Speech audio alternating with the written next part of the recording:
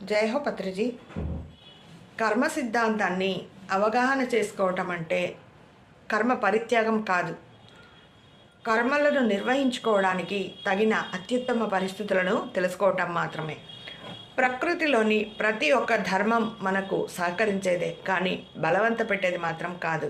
అయితే వీటిని ఉపయోగించుకోవాలంటే జ్ఞానం అవసరం. మనం ఈ ప్రకృతి ధర్మాలను తెలుసుకుంటే భౌతిక ప్రపంచంలోని సమస్త విషయాలు కూడా మనందరం తెలుసుకుంటే చాలా హాయిగా ఉంటాం, తృప్తిగా ఉంటాం. మనం నిర్లక్ష్యంగా జీవించినంతకాలం, ఏటి వాలుపై తెప్పలాగా కొట్టుకుపోయినంతకాలం, నీటిపై తేలి వచ్చే ఏ కొయ్య మద్దుకో బలంగా గుద్దుకోవచ్చు.